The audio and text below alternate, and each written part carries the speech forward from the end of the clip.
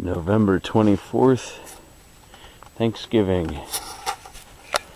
Things are starting to grow. It's almost like fall and winter here are kind of a pre-spring.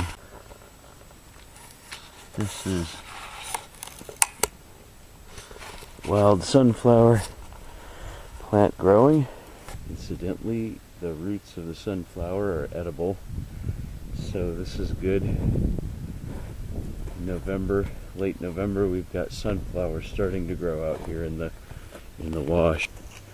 In the winter, it's raining, and this isn't uncommon to have all this cloud cover. So the rain will start coming. It's cooler. Things start growing here. So it's really not harvest time for the most part here. There's a few things you can find that are edible, like the sunflower roots. Every now and then some pods clinging to the branches, mesquite or something like that. You know, you've got a few ironwood beans still hanging up in the trees, not very many, so you can't rely on that.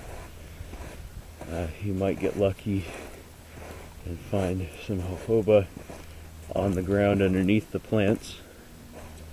Whether you use that for oil or for food. It's better for oil than food. And just as I had expected, by walking upstream a little bit, there's water. Right into the ground, the rainwater's collected into this wash, which of course is, the more it rains, the more of that collects, and then next thing you know, there's water in the creek.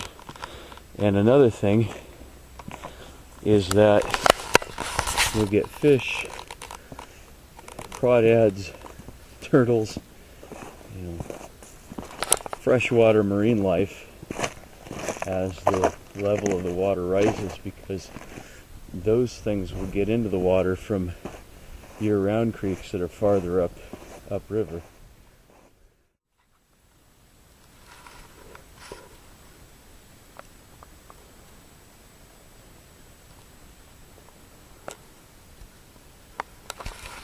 Not completely sure if this is acacia or if it's a type of mesquite, but there's a lot of dried pods hanging on it. In either way, acacia or mesquite, they are edible. You could grind them up into a flour or something. The leaves are acacia leaves. The trunk looks like mesquite, but whatever, it doesn't matter. These are edible. And this is the seed.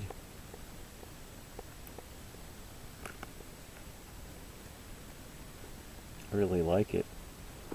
This is good. I mean, I'd take those seeds out of those pods and just separate them and eat the seeds. They taste like acacia to me. That's got to be acacia. It's a weird, sweet, bitter flavor that's just totally unique to that bush, which obviously in this case it's a tree.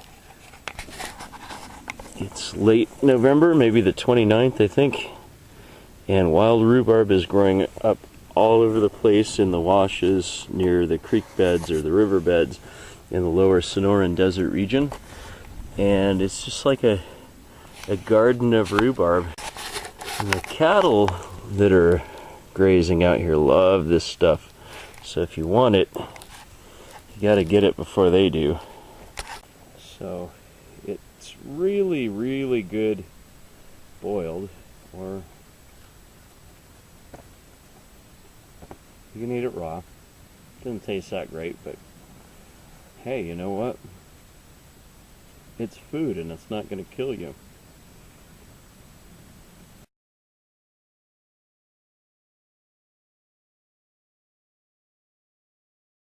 So these are jojoba beans that are still on the bush. Crack the shell, Inside the shell, there's a bean. These beans aren't supposed to be part of your regular diet because they're very difficult to digest. But they're actually very good. And they're great for oils. Like you could get candle oil, a cooking oil out of it. You'll find at this time of the year you just have to look at the jojoba bushes as you go, and a lot of them still have their bean on the bush, and a lot of them have the beans scattered under the bush, so you can collect them, gather them as you go, and use them for whatever you want to use them for. They've got 1,000 uses. Here in Arizona, we've got every imaginable kind of rock under the sun, so you can use rock to build just about anything or to do just about anything. And I mentioned using a sharp rock as a knife. There's lots of those around here, but especially if you live somewhere where you don't have a lot of rocks, creek beds, river beds, you've got rocks. Okay, so I'm going to show you how to make a knife quickly wherever you are. And start with a river rock that's kind of almost flat. This is going to be loud, so I'm making earplugs out of willow leaves. Because my ears are going to be ringing bad when this is all done.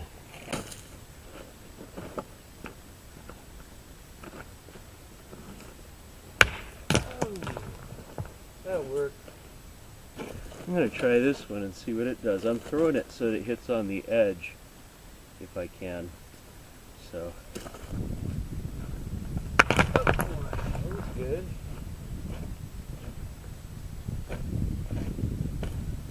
Yeah, that's pretty good. Now, that's a good,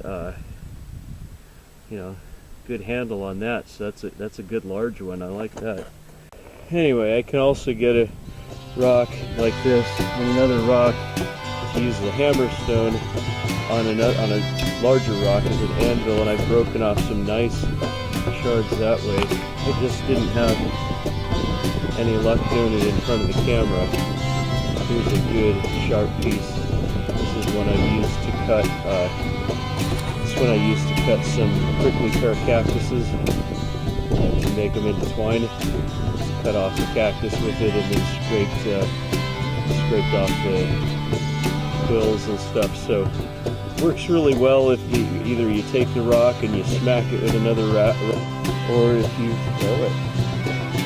It all works. Do what you want until you get the results you want, and so that works even when you're in a place where there aren't a lot of rocks. Just use creek or river rock.